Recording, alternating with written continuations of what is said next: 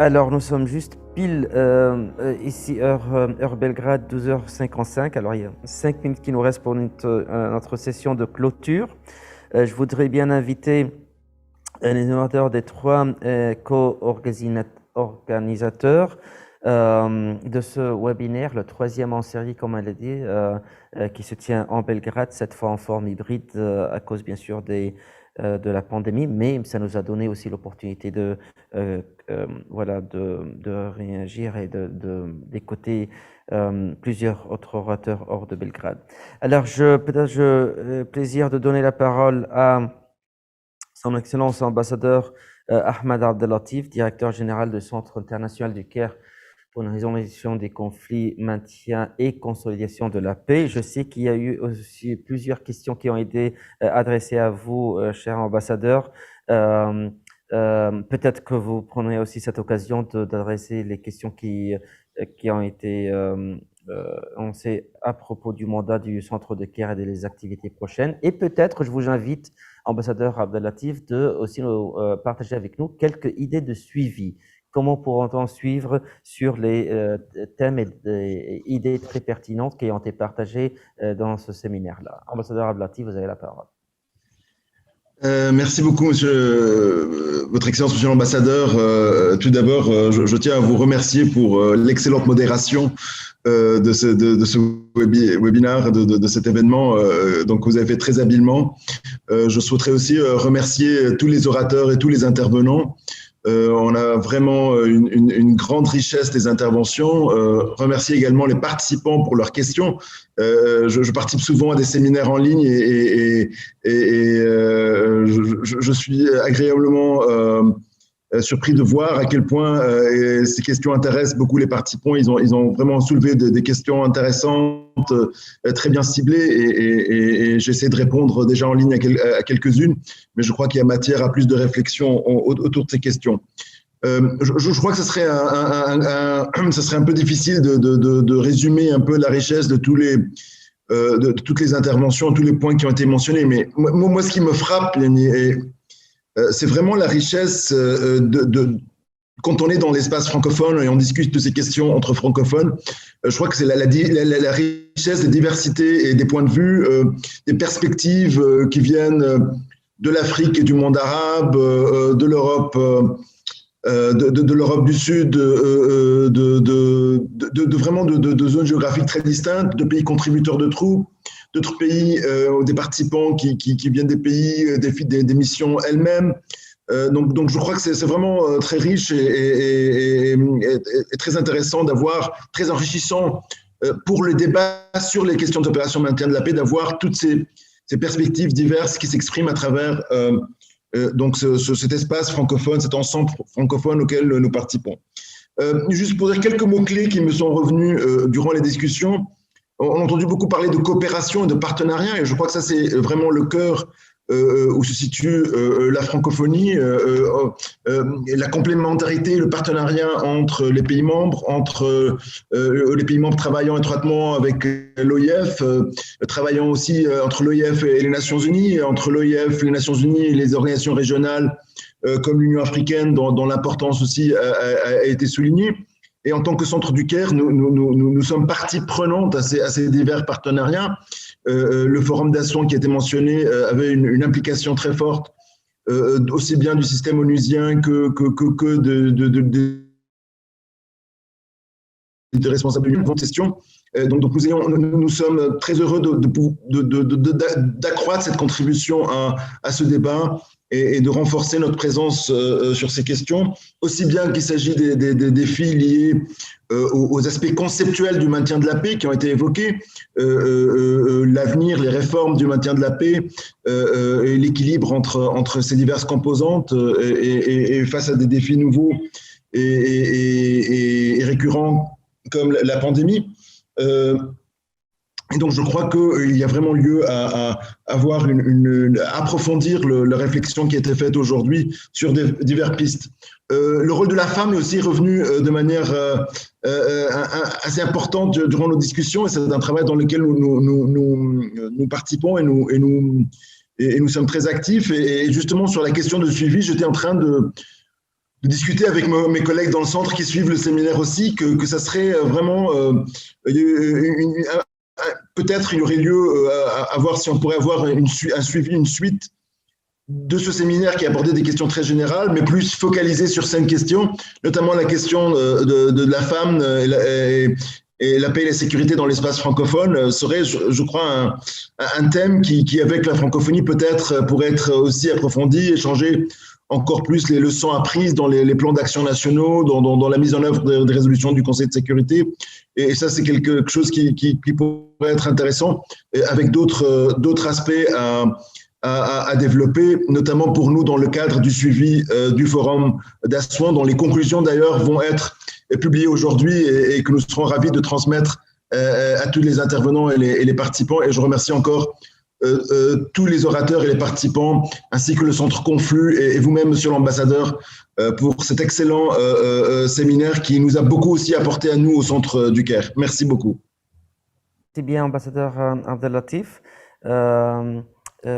Pour cet exposé, aussi pour les idées de suivi que nous sommes, voilà, que nous tenons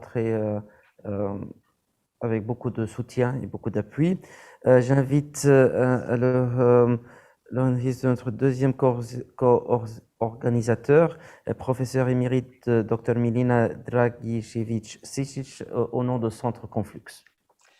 Merci beaucoup à tous qui ont organisé, mais aussi beaucoup à tous qui ont participé, parce que moi non plus, j'ai jamais vu tellement de questions pendant la session. C'est un témoignage d'une passion qui est partagée parmi les activistes qui font partie dans cette force de ONU qui sont les forces pour la paix. Donc, mon exposé maintenant ne serait pas une conclusion parce que ce serait très difficile vraiment de conclure cette séance très riche et très diversifiée, mais plutôt de proposer des idées pour le suivi de la part de Conflux, parce que la plupart des réponses de nos participants ont commenté la nécessité des formations en langue française de haut niveau ou bon, d'intéressant, etc.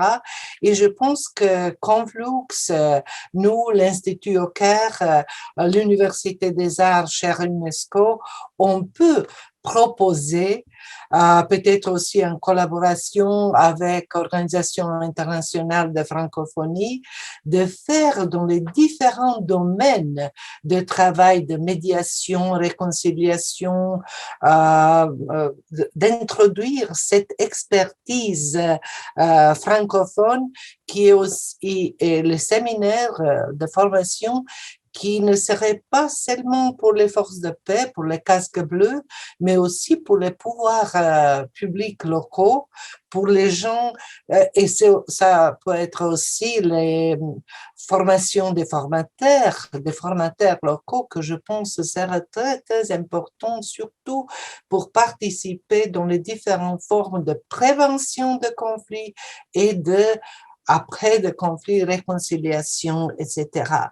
Donc, on pourrait même imaginer ou les séminaires ou aussi des formations qui s'adressent à l'inclusion des femmes, l'inclusion des sujets qui sont plutôt qu'ils sont pertinents pour ce problème.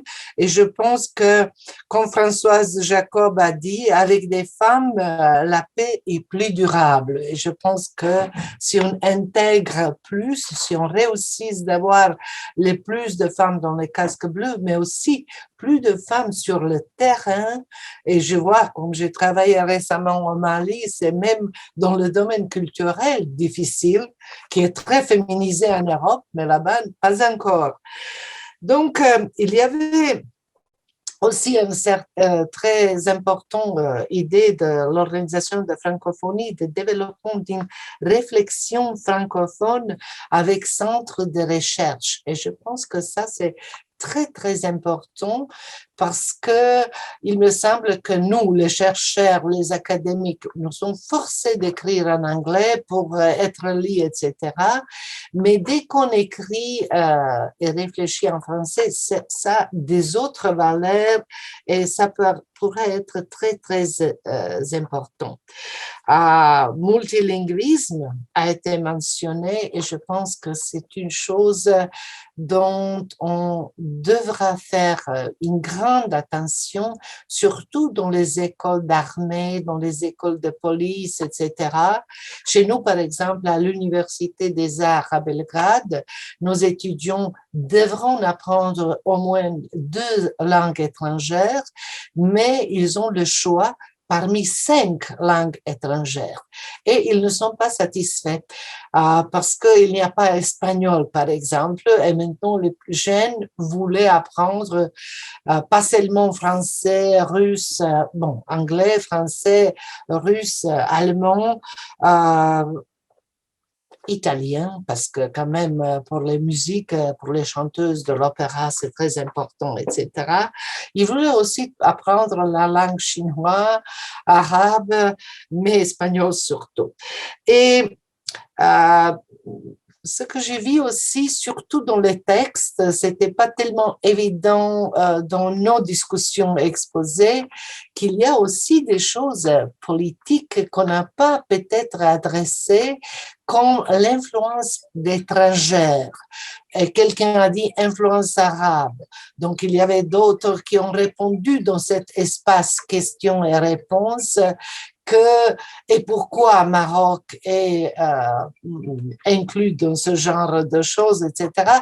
Donc, il y a je pense aussi des thèmes très sensitifs qu'il faut peut-être donner une certaine place. Joseph Mambo a écrit, mais il a pensé au niveau local qu'il nous faut un baobab, l'arbre à palabres pour se réunir, trouver des sages de cette région-là pour négocier, etc. L'UNESCO a un programme qu'il appelle Trésor humain en Asie. Je ne pense pas que ce programme est actif en Afrique, mais ça pourra donner aussi comment on utilise la sagesse locale, le savoir local. On apprécie ce que le savoir local, les valeurs pourront offrir pour les débats de négociation, réconciliation, etc. À cause de ça, vraiment, toutes les missions, MINUSMA ou MINUSCA, MONUSCO, etc., devront avoir aussi des formations très, très spécialisées à la culture et la valeur et tradition de ces régions concrètes où ils vont travailler. Et finalement, pour conclure, je voulais juste, parce que l'ambassadeur André El Charmine a mentionné l'importance de le mouvement non aligné et aussi qu'on célèbre 60 ans de la première conférence de Belgrade, je voulais montrer un petit produit de musée de la Yougoslavie de Belgrade, et c'est cette écharpe qui a été fait pour célébrer exactement l'art africain et le mouvement non aligné où les pays africains ont tellement contribué. Et donc, je vais finir avec cela. Merci. Merci bien, professeur Emit Sejic, pour cette conclusion. Alors, paix durable, savoir local et voilà, célébrer les non-alignés, très pertinent. Juste avant de finir conclure, je voudrais donner la parole à Madame Antonia Jutrunic, coordinatrice de la francophonie au ministère des Affaires étrangères de la Serbie. Votre Excellence, je vous remercie. Je serai vraiment courte dans mon intervention. En fait, ce que je voulais dire tout d'abord, c'est de vous passer les mots de remerciement pour ce beau séminaire qui est vraiment pertinent. Et aujourd'hui, il a été confirmé encore une fois dans quelle mesure toute la communauté francophone partage les valeurs clés de la francophonie, ce qui est la paix et la promotion des droits de l'homme. Et surtout, dans notre discussion, les droits des femmes et surtout leur rôle dans le maintien de la paix partout et surtout dans l'espace francophone. À la fin, je vous dis merci de m'avoir invité ici parce que c'était une belle occasion pour moi-même d'apprendre de nouvelles choses et d'approfondir mon savoir dans l'aspect de maintien de la paix. Merci encore une fois, Votre Excellence. Merci bien, Madame la coordinatrice. Valeur de la francophonie, c'est une bonne conclusion. On a terminé notre séminaire. Je voudrais juste peut-être partager avec vous que voilà, ça fait grand plaisir d'avoir cette initiative pour la 3e année en séquence venant de Belgrade, mais cette fois aussi avec cette forme hybride.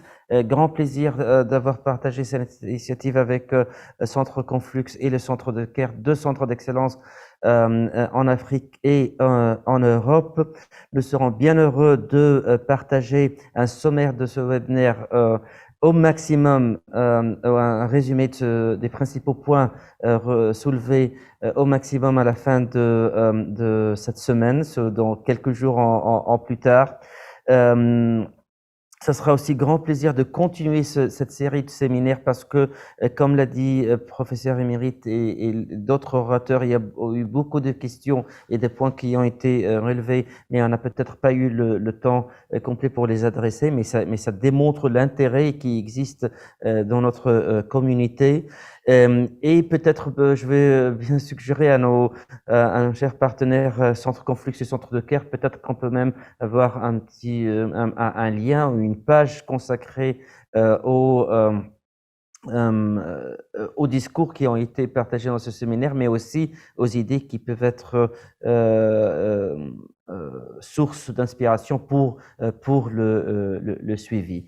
Alors, permettez-moi aussi de donner un grand merci, tout invite à notre équipe technique, Mina, Maria, Andrea et Emilia, et bien sûr à notre animatrice et coordinatrice Angela Purish. Ça a été grand plaisir de partager, célébrer le mois de la francophonie, mars 2021 et le jour de la francophonie qui arrive après-demain, tout en parlant de la paix, en parlant du développement, en parlant des droits de l'homme, en parlant des valeurs de la francophonie qui nous donnent un monde plus stable, avec beaucoup plus de solidarité. Merci beaucoup à tous qui nous ont suivis. Merci beaucoup à tous les panélistes et on espère vous voir en présentiel ou en virtuel très prochainement pour continuer notre discussion. À très bientôt.